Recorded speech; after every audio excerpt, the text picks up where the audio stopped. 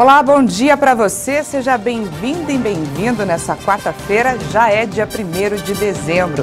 E você vai ver nessa edição, o Brasil confirma 2 casos positivos da variante Ômicron em São Paulo. Moderna alerta que as atuais vacinas podem ser ineficazes contra a nova variante. Presidente Bolsonaro se filia ao Partido Liberal e ainda, um homem foi resgatado no Japão depois de passar 22 horas à deriva no mar.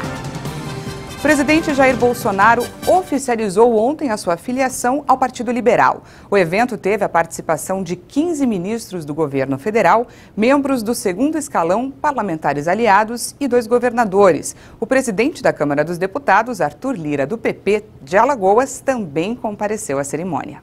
Bolsonaro agradeceu o presidente do PL, Valdemar da Costa Neto, pela recepção e afirmou que se sente em casa no novo partido. O presidente ressaltou que a cerimônia era uma simples filiação e que não estava lançando ninguém a cargo nenhum.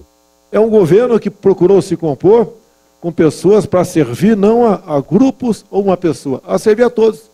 O Tarcísio não é meu ministro, é ministro do Brasil. Nós queremos compor e com essa composição fazer o melhor para o nosso Brasil. Bolsonaro destacou o esforço que o governo tem feito para melhorar a economia do país. Quando fala em composição de ministério, nós temos quase todos os nossos ministros aqui. O Paulo Guedes, da economia, que não é fácil. Não é fácil administrar um país com tantos problemas como esse. Como estamos trabalhando, né, arduamente para reduzir a inflação. Né? Deveremos ter hoje, segundo o Onix aí, com toda certeza, mais uma boa notícia no tocante a emprego em nosso Brasil. O ministro do Desenvolvimento Regional, Rogério Marinho, filiou-se ao partido na mesma cerimônia. Já o ministro do Trabalho e Previdência, Onyx Lorenzoni, disse que só não formalizou a entrada na sigla nesta terça por causa da lei eleitoral. Entre os muitos ministros presentes estava Flávia Arruda, da Secretaria de Governo, única que já é filiada ao PL.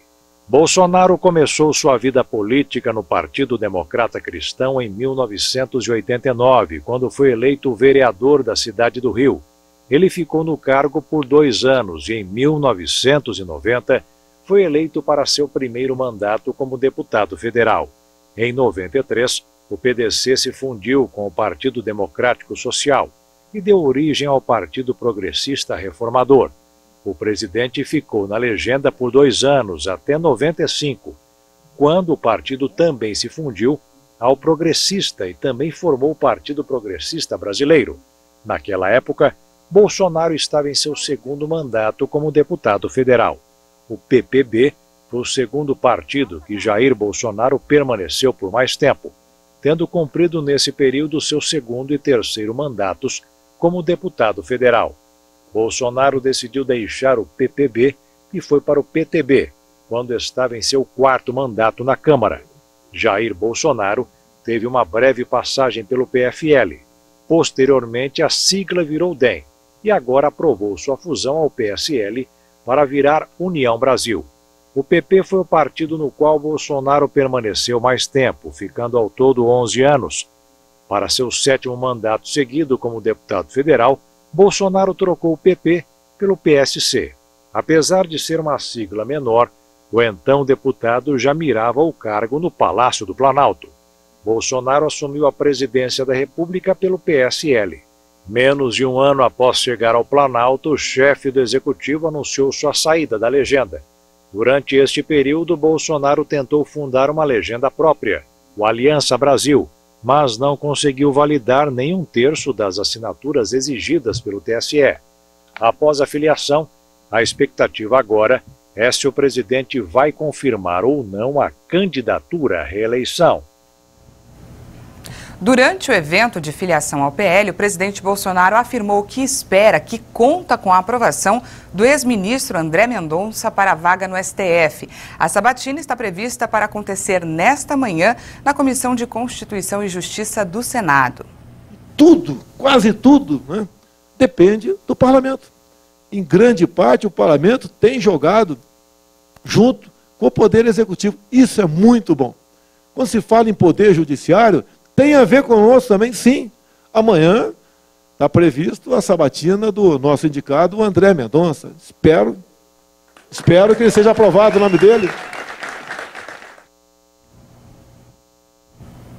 O presidente do Senado, Rodrigo Pacheco, pautou para hoje, às 4 da tarde, a votação da PEC dos precatórios. Nessa terça-feira, a proposta de emenda constitucional foi aprovada na Comissão de Constituição e Justiça da Casa, por 16 votos a 10. Se aprovada, a PEC vai abrir espaço no orçamento para o pagamento de R$ 400 por mês para os 17 milhões de beneficiários do programa Auxílio Brasil. Após a decisão no Senado, o projeto ainda precisará ser analisado em 2 turnos pela Câmara dos Deputados. E o Instituto Adolfo Lutz confirmou 2 casos positivos da nova variante Ômicron do coronavírus, os primeiros no país e na América Latina, em um casal que voltou da África do Sul. Os brasileiros, identificados com a nova cepa, desembarcaram em solo nacional sem certificado de vacinação contra a Covid. O Instituto Adolfo Lutz, do governo de São Paulo, confirmou nesta terça-feira 2 resultados positivos para a variante Ômicron do coronavírus no Brasil. A confirmação foi feita após o sequenciamento genético no laboratório do Hospital Israelita Albert Einstein e atestada pelo Instituto Adolfo Lutz.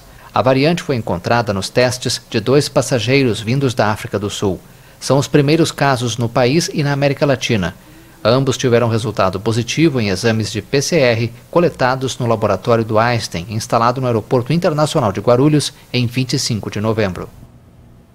E olha só, autoridades de saúde da Holanda afirmaram que a variante Ômicron já estava presente no país em 19 de novembro, ou seja, uma semana antes do que se acreditava até agora. O Japão confirmou nesta terça-feira o primeiro caso da variante Ômicron do coronavírus em um homem que retornou da Namíbia. A pessoa infectada, com idade entre 30 e 40 anos, está isolada em um centro médico. Na segunda-feira, a nação asiática anunciou novas restrições nas fronteiras e vetou o acesso a todos os estrangeiros ao país. A medida ocorre poucas semanas depois de o governo flexibilizar as restrições para permitir a entrada de alguns estudantes e viajantes de negócios. Na Holanda, autoridades afirmaram que a variante Ômicron do coronavírus já estava presente no país uma semana antes do que se acreditava. O Instituto Holandês de Saúde e Meio Ambiente detectou a nova cepa em 2 testes feitos em 19 e 23 de novembro. Assim, os contágios no país europeu ocorreram antes de cientistas da África do Sul informarem à Organização Mundial da Saúde, em 24 de novembro, sobre a descoberta da variante considerada como preocupante. Até agora, os primeiros casos de Ômicron na Holanda eram os 14 positivos que desembarcaram em Amsterdã em 2 voos procedentes da África do Sul em 26 de novembro. Com um total de 16 casos confirmados, o país é um dos mais afetados pela variante Ômicron na Europa. O laboratório da Moderna alertou que as atuais vacinas podem ser ineficazes contra a nova variante. Já a Pfizer e a Janssen anunciaram que estão trabalhando em novas versões dos seus imunizantes. Os alertas foram feitos pelo CEO do laboratório americano Moderna ao jornal Financial Times. Stephen Bancel declarou ao jornal em uma entrevista que os dados sobre a eficácia das vacinas contra a nova cepa estarão disponíveis nas próximas 2 semanas. Mas os cientistas não estão otimistas. A advertência coincidiu com uma reunião de emergência dos ministros da saúde do G7 sobre a nova variante. A Ômicron está se propagando pelo mundo e levou diversos países a fechar suas fronteiras e a retomar as limitações às viagens.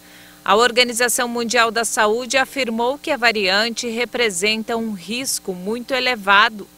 A Moderna já está trabalhando em uma vacina específica contra a Ômicron. As farmacêuticas Pfizer e Johnson informaram que começaram a trabalhar em uma nova versão de suas vacinas anti-Covid direcionadas mais especificamente para a nova variante. O governo da Grécia anunciou a obrigatoriedade da vacina contra a Covid aos maiores de 60 anos no país. A partir do dia 16 de janeiro, aqueles que não tiverem se imunizado vão precisar pagar uma multa de 100 euros, o equivalente a cerca de R$ 632. Por lá, o índice de pessoas com esquema vacinal completo é de 61%. O número de habitantes dessa faixa etária, 60 a mais, que não tomaram nenhuma dose de vacina anti-Covid, chega a 520 mil. E vamos conferir como vai ficar o tempo hoje em algumas cidades do Brasil.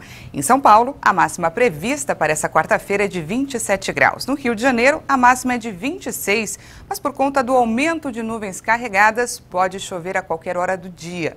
Em Aracaju, Sergipe, o dia vai ficar quente e os termômetros podem registrar até 31 graus. Em Vitória, no Espírito Santo, o tempo também fica firme com máxima de 29 graus. E em Rio Branco, no Acre, o sol aparece entre nuvens com máxima de 30 graus e possibilidade de chuva no final da tarde. E depois do intervalo, a gente atualiza os números da Covid. E você vai conhecer o homem que foi resgatado no Japão depois de passar 22 horas à deriva no mar. Nós voltamos já.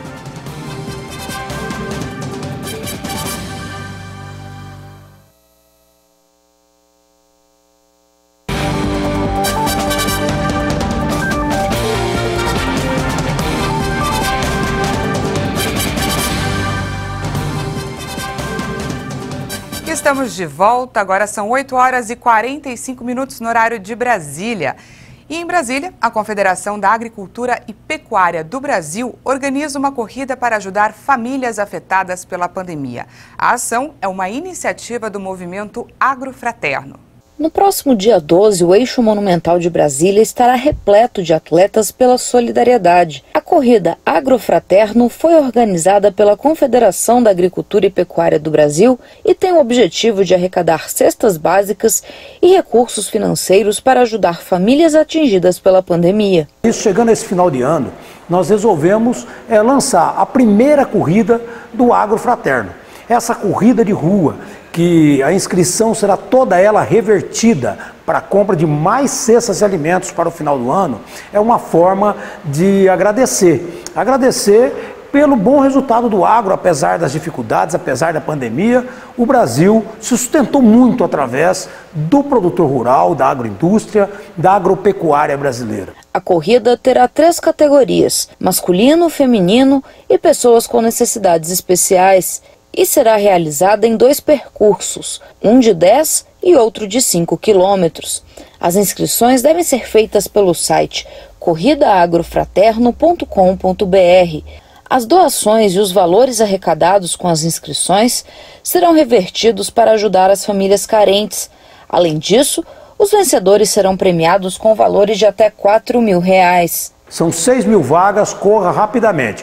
Segundo a Confederação Nacional da Agricultura e Pecuária do Brasil, já foram doados 533 mil quilos de alimentos, mais de 100 mil cestas básicas e quase R$500 milhão através da iniciativa Agrofraterno, lançada em maio deste ano. Além da CNA-Senar, fazem parte da iniciativa Agrofraterno a Organização das Cooperativas Brasileiras, o Ministério da Cidadania e o Ministério da Agricultura. Na oportunidade do lançamento da ação, os presentes destacaram a importância da união para ajudar quem mais precisa. O produtor rural brasileiro mostra mais uma vez sua responsabilidade com o Brasil e com o seu povo. Nesse momento de dificuldade que o mundo atravessa, continua a produzir alimentos para abastecer os brasileiros e mais 1 bilhão de pessoas em quase 200 países do mundo. Mais dezenas de milhões de brasileiros estão passando fome no celeiro do mundo. Isto é inaceitável. O mundo inteiro enfrenta essa pandemia, uma pandemia onde todos estão sofrendo, mas nós sabemos que existem brasileiras e brasileiros que estão sofrendo muito mais.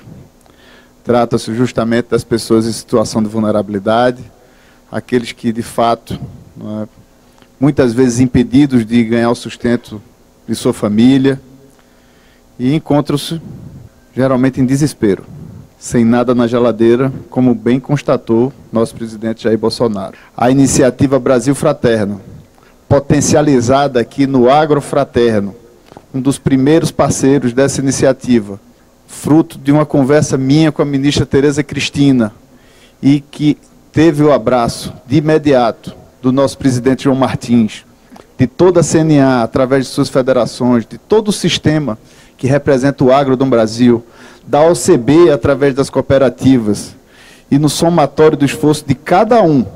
Este movimento foi um movimento que começou, João Roma, de uma conversa sentindo a angústia que nós temos no governo federal, nas associações de classe, com este momento difícil porque passa o Brasil e o mundo.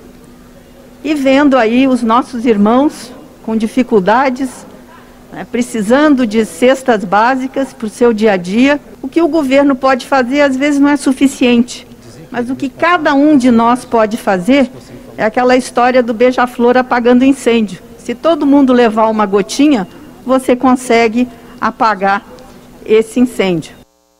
E o desemprego recuou no terceiro trimestre do ano e atinge agora 13 milhões e meio de pessoas. Também foi registrado um crescimento de profissionais no mercado de trabalho, que atualmente é de 93 milhões.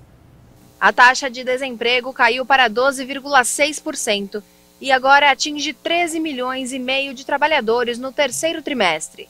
Segundo o IBGE, a queda é de 1,6 ponto percentual no volume de desocupados entre julho e setembro. O recuo do desemprego acontece no mesmo momento em que a Pesquisa Nacional por Amostra de Domicílios Contínua indica o crescimento de 4% do número de profissionais alocados no mercado de trabalho, atualmente em 93 milhões. O IBGE avalia que houve um processo significativo de crescimento da ocupação, permitindo a redução da população desocupada. Diante do crescimento no número de profissionais no mercado de trabalho, o nível da ocupação percentual de pessoas em idade a trabalhar que estão no mercado de trabalho chegou a 54,1%. No segundo trimestre, esse percentual era de 52,1%.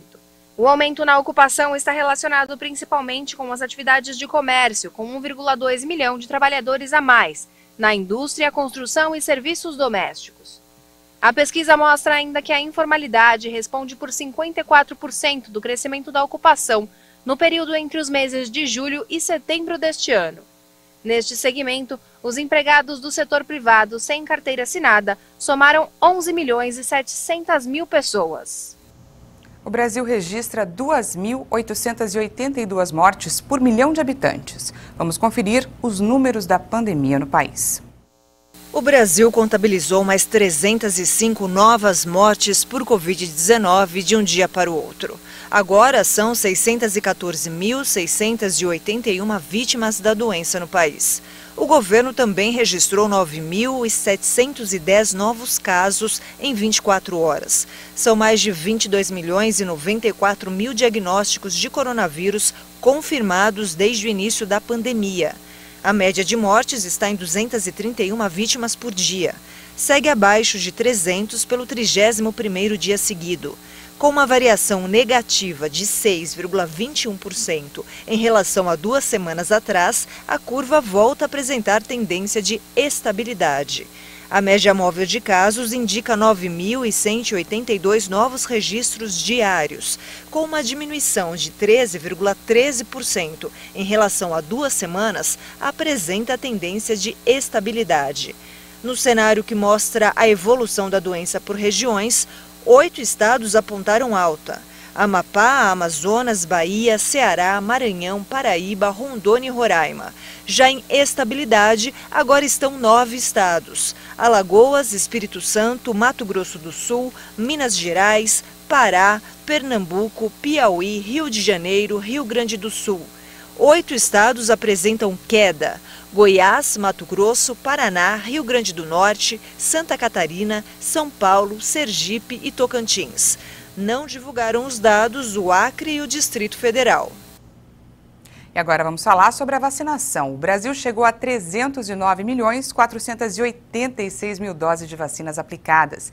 Segundo o Ministério da Saúde e as secretarias estaduais de saúde, mais de 159 milhões e 37 mil pessoas tomaram a primeira dose.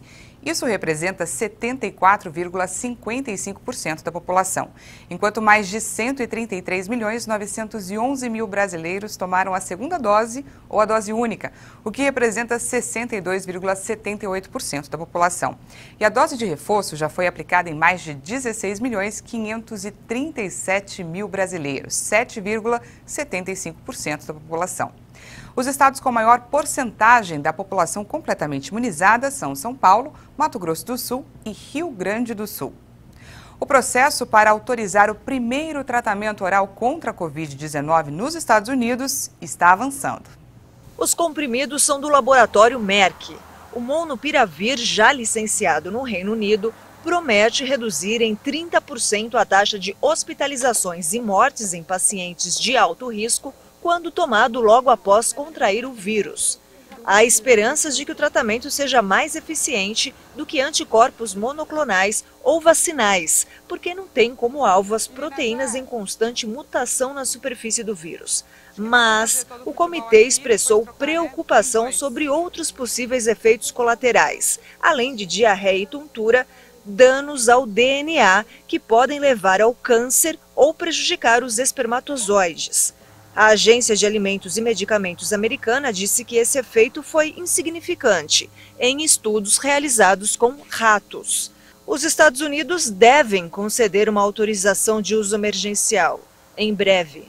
E olha só, um homem foi resgatado no Japão depois de passar 22 horas à deriva no mar. Imagens da guarda costeira mostram um resgate milagroso. Um homem de 69 anos foi encontrado sozinho no mar agitado ao longo do município de Kagoshima, no sudoeste do Japão. Ele passou 22 horas à deriva em mar aberto depois que o barco em que estava virou. O homem não teve o nome divulgado. O japonês conseguiu alertar um colega em terra, mas só foi encontrado quase um dia depois. No mar, o homem foi capaz de se embrulhar em uma manta de plástico e por isso conseguiu minimizar o efeito do frio. E essa edição fica por aqui. Muito obrigada pela sua companhia. Às 10 horas tem mais informações com a Patrícia Velenic. Eu volto à 1 da tarde e, claro, espero você. Até mais.